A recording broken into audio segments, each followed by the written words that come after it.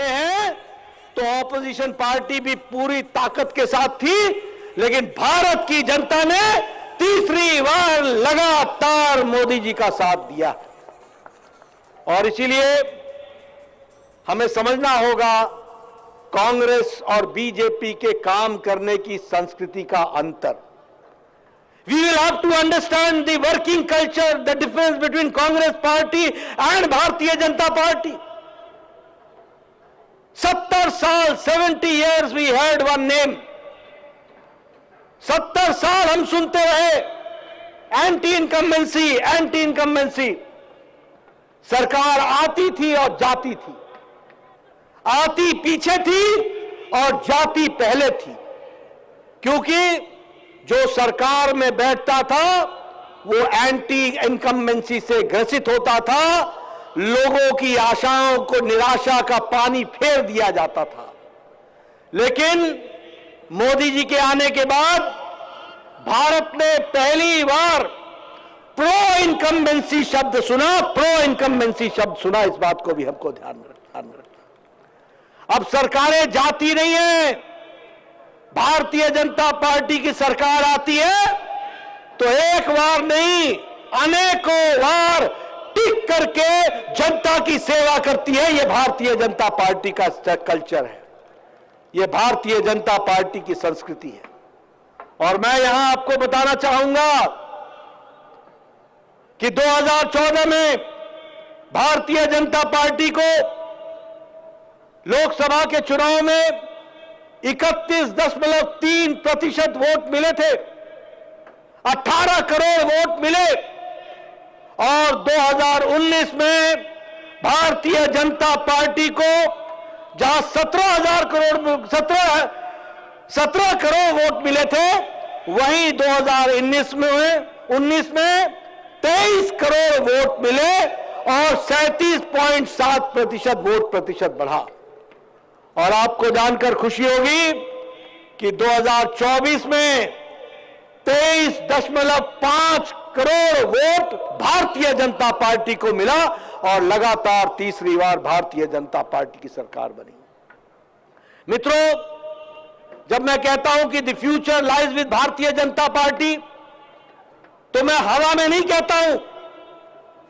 चाहे तेलंगाना की जनता हो, चाहे देश की जनता हो, उसे यह विश्वास है कि आगे अगर उनका भविष्य सुरक्षित है तो वह भारतीय जनता पार्टी की सरकार में निहित है। और कहने के लिए नहीं कह रहा हूं मैं बताना चाहता हूं, आज भारतीय जनता पार्टी की विशुद्ध 13 राज्यों में भारतीय जनता पार्टी की सरकार है। We are ruling in 13 states और with absolute majority Bharatiya Janata party है। और 6 राज्यों में हमारी एनडीए की सरकार है, यानी 16 राज्यों में एनडीए की सरकार है और कमल खिल रहा है। इस बात को हमको ध्यान में रखना चाहिए। और इसीलिए 16 नहीं, 19 राज्यों में, क्षमा करिएगा, 19 राज्यों में, 19 राज्यों में भारतीय जनता पार्टी की सरकार है। आपको जानकर खुशी होगी कि जहां भारतीय जनता पार्टी की सरकार एक बार आती है तो फिर खिसकती नहीं है, टिक जाती है और रहती है और बारंबार आती है। और अब तेलंगाना की जनता भी इंतजार कर रही है। देख लिया बीआरएस, छुट्टी करो कांग्रेस की और आने वाले समय में कमल खिलाओ और तेलंगाना के विकास के साथ अपने आप को जोड़ो। मित्रों, हम 6 बार से 6 times we are in the government in Gujarat, 6 bar, 6 times consecutively. 4 times we are in Madhya Pradesh, hat-trick in Haryana, hat-trick in Goa. दूसरी बार हम उत्तर प्रदेश में आए हैं और उत्तर प्रदेश में याद रखना 30 साल बाद, 30 years के बाद कोई मुख्यमंत्री दोबारा मुख्यमंत्री बना 5 साल पूरा करके तो वो भारतीय जनता पार्टी का बना। उसी तरीके से अभी हमारे प्रेमेंद्र रेड्डी जी बोल रहे थे महाराष्ट्र में भी हम दूसरी बार फिर से सरकार में आए हैं और 2014 का रिकॉर्ड हमने ही तोड़ा है, इस बात को भी हमको याद रखना चाहिए। उसी तरीके से हम त्रिपुरा में दूसरी बार, हम उत्तराखंड में दूसरी बार, हम मणिपुर में दूसरी बार, हम आसाम में दूसरी बार और हरियाणा में हम तीसरी बार, यह हमारा रिकॉर्ड है। इसलिए एक नहीं अनेकों बार जीतने का रिकॉर्ड हम बनाते हैं। मित्रों, मुझे इस बात की भी खुशी है कि जम्मू कश्मीर में हम विपक्ष में बैठे हैं, लेकिन जम्मू कश्मीर में भी सबसे ज्यादा सीट भारतीय जनता पार्टी अपना ही रिकॉर्ड तोड़ करके सबसे ज्यादा सीट भारतीय जनता पार्टी जीत करके आई, अपनी पार्टी। और बाई इलेक्शन हुए, उस बाई इलेक्शन में भी 20 सीटों पर भारतीय जनता पार्टी अकेली जीत करके आई है, यह हमको ध्यान में रखना चाहिए। मित्रों, मैं यहां बताना चाहता हूं और रेवंत रेड्डी को भी बताना चाहता हूं, समय रहते बच जाओ, और तेलंगाना की जनता को भी बताना चाहता हूं कि समय रहते बच जाओ। यह कांग्रेस पार्टी परजीवी पार्टी है, परजीवी पार्टी। परजीवी पार्टी मतलब आपको मालूम है, जानते हैं परजीवी? परजीवी पार्टी वो होती है जो लता की तरह किसी पेड़ के साथ चिपक जाती है और पेड़ से ताकत लेकर के खुद खड़े होने की काम करती है और उस पेड़ को सुखा भी देती है।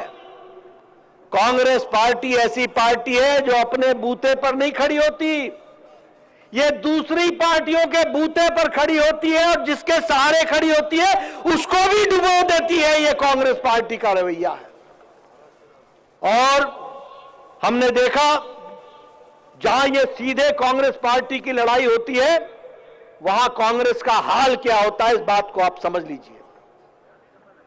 छत्तीसगढ़ में, मध्य प्रदेश में और गुजरात में कांग्रेस पार्टी और भारतीय जनता पार्टी का 64 सीटों पर सीधा मुकाबला हुआ, डायरेक्ट मुकाबला ऑन 64 सीट्स। और 64 की 64 सीट्स में 62 सीटें भारतीय जनता पार्टी ने जीती और 2 सीट सिर्फ कांग्रेस पार्टी को आई। ये जीतते कहां हैं? ये वहां जीतते हैं जहां रीजनल पार्टी इनको जिताती है। फिर चाहे वो तमिलनाडु हो, फिर चाहे वो उत्तर प्रदेश हो, फिर वो अन्य राज्य हो, बिहार हो, इनको कुछ सीटें दे करके जिता करके लाने का काम अन्य रीजनल पार्टीज को आता है। इस बात को भी हमको समझना चाहिए। इसलिए Congress party is a party which is standing on the crutches, Baisakhi पर खड़ी पार्टी है और यह रीजनल पार्टियों के सहारे चलने वाली पार्टी है। मित्रों, यहां मैं यह भी आपको बताना चाहता हूं कि कांग्रेस पार्टी जिस तरीके से यह हिमाचल में आई, जिस तरीके से यह कर्नाटक में आई और जिस तरीके से यह तेलंगाना में आई, ये तीनों जगह पर लोगों के साथ छलावा करके आई है, लोगों के साथ छलावा करके आई है। मैं हिमाचल प्रदेश से आता हूं। हिमाचल प्रदेश में इन्होंने वायदा किया ओल्ड पेंशन स्कीम। आज हिमाचल के कर्मचारी चिंता में पड़े हुए हैं, जानना चाहते हैं वो ओल्ड पेंशन स्कीम का क्या हुआ, क्या मिला उनको। वहां वायदा किया था कि 5 लाख नौकरियां देंगे। आज हिमाचल का नौजवान छला महसूस करता है, धोखा महसूस करता है और इंतजार में है, एक भी नौकरी नहीं लगा सके हैं। और उसी तरीके से बहनों को कहा था कि हम 1500 रुपए महीना का देंगे, 1500। आज हमारी बहनें 28 लाख बहनें इंतजार में बैठी हैं। 3 साल से ज्यादा सरकार को हो गए, मोर देन 3 इयर्स, और उनको एक फूटी कौड़ी भी नहीं मिली। यह परिस्थिति आकर के खड़ी है। कहते थे 300 यूनिट फ्री इलेक्ट्रिसिटी देंगे। यहां इलेक्ट्रिसिटी देना तो छोड़ो, इलेक्ट्रिसिटी ही गुल हो गई। बिजली ही देना बंद हो गया। यह स्थिति ला करके खड़ी की है। कहा था हमारे हिमाचल में, कहा कि हम हर विधानसभा में 4 इंग्लिश मीडियम स्कूल खोलेंगे। इंग्लिश मीडियम स्कूल तो छोड़ो, जो लोकल लैंग्वेज में पढ़ाने वाले स्कूल थे वो भी बंद कर दिए। ये कांग्रेस पार्टी का कर्तृत्व है। उसी तरीके से अगर मैं कर्नाटक की बात करूं, आपके पड़ोस में है, आप ज्यादा जानते हो, आपको ज्यादा पता है। कर्नाटक में कहा था कि आंगनवाड़ी वर्कर्स को 15,000 रुपए देंगे। आज आंगनवाड़ी की बहनें इंतजार में बैठी हैं, लेकिन कांग्रेस की सरकार को, सिद्धारमैया को और शिव कुमार को आपस में झगड़ने से कोई फुर्सत नहीं मिल रही है। उसी तरीके से मिल्क की सब्सिडी देने की बात कही थी, आज वहां का पशुपालक इंतजार में बैठा है। और यह भी कहा था कि हम अन्नभाग्य योजना के तहत 10 किलो राइस मुफ्त में देंगे। उनको 5 किलो में चलता कर दिया, उनकी छुट्टी कर दी। यह परिस्थिति ला करके खड़ी की है। मैं तेलंगाना की बात करना चाहता हूं। मैं सुन रहा था तेलुगु में हमारे किशन रेड्डी बात कर रहे थे। मैं आते आते मैं संजय बंडी को सुन रहा था तेलुगु में, लेकिन मैं समझ रहा था वो चर्चा कर रहे थे कि किस तरीके से रेवंत सरकार ने भी 1 साल में गरीबों के साथ किस तरीके से धोखा दिया है, इस बात को वो उजागर कर रहे थे। मुझे दुख के साथ कहना पड़ता है कि आपको कहा गया था कि 12,000 रुपए सालाना ईच ऑटो ड्राइवर को दिया जाएगा। कहा था कि नहीं कहा था? बोलो, कहा था कि नहीं कहा था? जरा जोर से बोलो, मुझे ऊंचा सुनता है। कहा था कि नहीं कहा था? मिल गया? मिल गया? मित्रों, ये कांग्रेस वाले मदारीगिरी करते हैं, मदारीगिरी। आपने देखा है ना मदारी? कभी झोले में से कबूतर निकालेगा, कभी झोले में से अंडा निकालेगा, कभी झोले में से मुर्गी निकालेगा, और बाद में पूछो मुर्गी कहां गई, बोला तमाशा खत्म, पैसा हजम। यही रेवंत रेड्डी करता है। 12,000 रुपए देगा, मिल गया 12,000 रुपए। उसी तरीके से कहा था कि 6,000 रुपए, 6,000 हम नए स्कूल खोलेंगे, 6,000। मैं ठीक बोल रहा हूं? बोला था 6,000, खुल गए क्या? खुल गए? मित्रों, इसी तरीके से आपके यहां विद्या भरोसा कार्ड की बात की थी कि नहीं की थी? जिसको विद्या भरोसा की बात कही, वो उनका भरोसा अपने ऊपर ही नहीं था। जब अपने ऊपर ही भरोसा नहीं था तो उन्होंने विद्या भरोसा कार्ड क्या देना था? बोलो, मिला विद्या भरोसा कार्ड? मिला? मित्रों, उसी तरीके से हमारे नौजवानों को कहा था कि नहीं कहा था कि अनएम्प्लॉयमेंट अलायंस मिलेगा? है? इसी स्टेडियम से बोला था अनएम्प्लॉयमेंट अलायंस, बोला था कि नहीं बोला था? बेरोजगारी भत्ता बोला था कि नहीं बोला था? बेरोजगारों मिल गया क्या? मेरे युवा साथी मिल गया क्या? मित्रों, उसी तरीके से इन्होंने अन्नदाता के साथ भी धोखा किया है। कहा था 2 लाख क्रॉप लोन देंगे और क्रॉप लोन वेव करेंगे। उसको वेव किया क्या? वेव किया क्या? उसी तरीके से कहा था कि 15,000 रुपए प्रति एकड़ हम रायतू भरोसा देंगे। किसानों भाइयों, भरोसा मिला क्या? मिला क्या? ये इनका रिपोर्ट कार्ड है। उसी तरीके से इन्होंने कहा था कि हम 12,000 असिस्टेंस देंगे हमारे एग्रीकल्चर वर्कर्स को। क्या एग्रीकल्चर वर्कर्स को, हमारे किसान भाइयों को 12,000 रुपए मिला क्या? मिला क्या? मित्रों, इसीलिए मैं कहता हूं ये इनके जादूगिरी का काम है, ये इनके मदारीगिरी का काम है। ये लोगों को धोखा देते हैं। इन्होंने कहा था कि 5 बोनस पर लीटर, 5 रुपए पर लीटर फार्मर को दूध का मिलेगा। मिला क्या? मिला क्या? इसलिए किसानों के साथ छल। बहनों को इन्होंने कहा था कि हम 25 2,500 प्रति महीने बहनों को देंगे। क्या मेरी बहनों को मिला क्या? 2,500 मिला क्या? 2,500 प्रति महीने का मतलब 30,000 साल का मिला क्या? मिला क्या? मित्रों, ये इनका। और फिर उसके बाद एक बात कही, शादी मुबारक। और शादी मुबारक में कहा कि 1 लाख रुपए देंगे और 1 तोला सोना देंगे। मिला क्या? मिला क्या? मित्रों, याद रखो, ये मदारियों की सरकार है, ये जादूगरी करने वाले लोगों की सरकार है। इन्होंने पिछड़ी जाति के साथ भी धोखा दिया, पिछड़ी जाति को भी अन्याय किया। और इन्होंने कहा था कि महात्मा ज्योतिबा फुले बैकवर्ड कमीशन का सब प्लान लागू करेंगे। लागू किया क्या? लागू किया। और उसी तरीके से इन्होंने कहा था कि मोस्ट बैकवर्ड क्लासेस का वेलफेयर डिपार्टमेंट बनाएंगे। बनाया क्या? साल गुजर गया, साल। बनाया क्या? उसी तरीके से इन्होंने कहा था कि हम 2 लाख रुपए यादव कम्युनिटी को और कुरुमास को उनको हम 2 लाख रुपए देंगे शीप फार्मिंग के लिए, भेड़ फार्मिंग के लिए। मिला क्या? मिला क्या?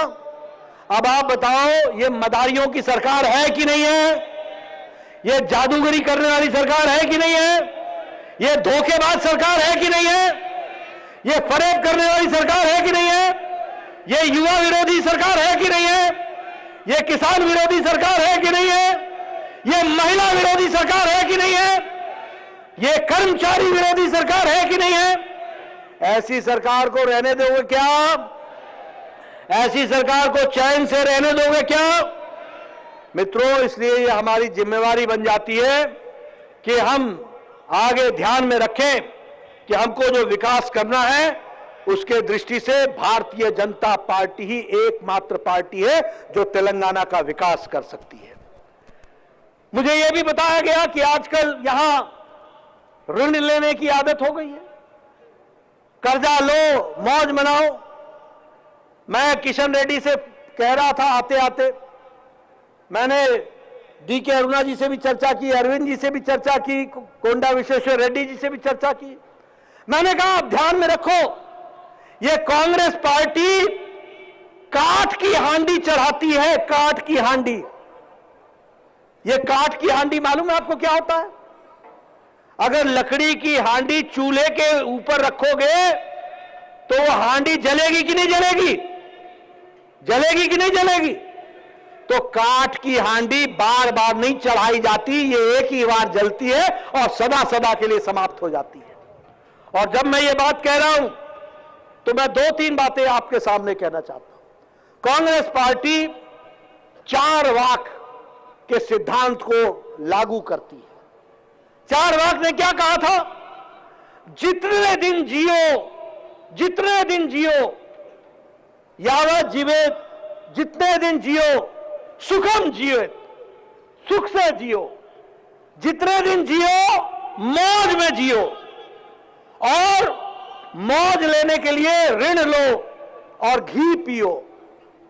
मौज लेने के लिए ऋण लो और घी पियो, और जब भस्म हो जाओगे, जब समाप्त हो जाओगे, तो कौन किसका ऋण देखेगा, कौन किसको याद रखेगा? कांग्रेस पार्टी ने भी तय किया है कि जितने दिन राज करो, उधार लेकर के राज करो और घी पियो, मौज करो। जब तुम्हारा राज चला जाएगा तो तुमको कौन याद रखेगा? सदा सदा के लिए तुम चले जाओगे। यह कांग्रेस पार्टी ने तय कर रखा है। मित्रों, आज कांग्रेस पार्टी के पांव तमिलनाडु से उखड़े हुए 60 साल हो गए, 60 इयर्स, लौट करके नहीं आए। आज कांग्रेस पार्टी उत्तर प्रदेश से 30 साल हो गए, उखड़ गए। आज बिहार में कांग्रेस पार्टी को गए 25 साल हो गए, पांव उखड़ गए, लौट करके नहीं आए। आज कांग्रेस पार्टी को 30 साल से ज्यादा गुजरात में उखड़ गए, उखड़ने के बाद लौट करके नहीं आए। ये जहां जहां अपने पद चिन्ह छोड़ते हैं वापस लौट कर नहीं आते हैं, वो पच्चीन ही रह जाते हैं, बाकी खुद नहीं आते हैं। और यही हाल इनका तेलंगाना में भी होगा, यही हाल इनका कर्नाटक में भी होगा, और यही हाल इनका हिमाचल में भी होगा। हमें याद रखना चाहिए। ये घी पीने वाले लोग, मौज मनाने वाले, राज करो, मौज करो, उपभोग करो, जनता की चिंता मत करो, यही इनका उद्देश्य है। और इसी उद्देश्य को लेकर के ये चल रहे हैं। इसको हमको ध्यान में रख करके ये बात हमको समझ लेनी चाहिए अच्छे तरीके से। मित्रों, मैं ज्यादा समय ना लेता हुआ आपको एक बात बताना चाहता हूं कि जहां नरेंद्र मोदी जी के नेतृत्व में आज भारत आर्थिक जगत में 11वें नंबर से आज 5वें नंबर पर पहुंच गई है, तेलंगाना का साथ चाहिए। तीसरी टर्म में मोदी जी के नेतृत्व में भारत तीसरे नंबर पर पहुंच जाएगा। मैं आपको विश्वास दिलाता हूं, तीसरे नंबर पर। मित्रों, अगर मैं तेलंगाना की बात करूं तो मैं आपको एक बात और बताना चाहता हूं कि तेलंगाना के लिए जहां विकास के साथ जोड़ा है, वहीं आपको यह भी मैं बताना चाहूंगा कि तेलंगाना को प्रधानमंत्री जी ने सदा सदा मुख्य धारा में रखा है। मेरे पत्रकार भाइयों, persons from the media, you should understand and note down my words that प्रधानमंत्री जी ने सबका साथ, सबका विकास, सबका विश्वास, सबका प्रयास, इस बात को मानते हुए सबके साथ न्याय किया है, सबके साथ न्याय किया है। और जब मैं न्याय की बात बोलता हूं तो मैं बताना चाहता हूं कि तेलंगाना को टैक्स के डिवोल्यूशन में 1,60,00,000 करोड़ रुपए देने का तेलंगाना को तय किया और तेलंगाना को दिया है, यह भी आपको याद रखना चाहिए। उसी तरीके से grant in aid 1.1 lakh crore Telangana को दिया है। और उसी तरीके से स्मार्ट सिटी के लिए ग्रेटर वारंगल को और करीमनगर को 27,000 करोड़ रुपए दिए हैं। पीएम मित्र टेक्सटाइल पार्क ककातिया में उसको बनाने का काम किया है। रेलवे के लिए 20 गुना बजट दिया है। और इसी के साथ साथ आपके यहां ट्रेन के लिए वंदे भारत में 3 वंदे भारत ट्रेन चलाई जा रही है। आपके यहां 5 भारतमाला प्रोजेक्ट में इकोनॉमिक कॉरिडोर बना है। पहला हैदराबाद इंदौर, दूसरा सूरत चेन्नई, तीसरा हैदराबाद पणजी, चौथा हैदराबाद विशाखापट्टनम इकोनॉमिक कॉरिडोर। इस तरीके से विकास को आगे बढ़ाया जा रहा है। All India Institute of Medical Sciences Bibinagar में वह भी बनने का काम शुरू हो गया है। बहुत जल्द तेलंगाना को All India Institute of Medical Sciences मिल जाएगा। इस बात के लिए काम चल रहा है। इसलिए मित्रों, एक तरफ हम बीजेपी वाले हैं, एक तरफ हमारे नेता हैं जो कहते हैं वो करते हैं, जो नहीं कहते हैं वो भी करके देते हैं। और दूसरी तरफ ये कांग्रेस पार्टी रेवंत रेड्डी के नेतृत्व में चलने वाली मदारियों की सरकार, जादूगरों की सरकार, लोगों को धोखा में डालने वाली सरकार, ये जनता के आंखों में धूल झोंकने वाली सरकार है।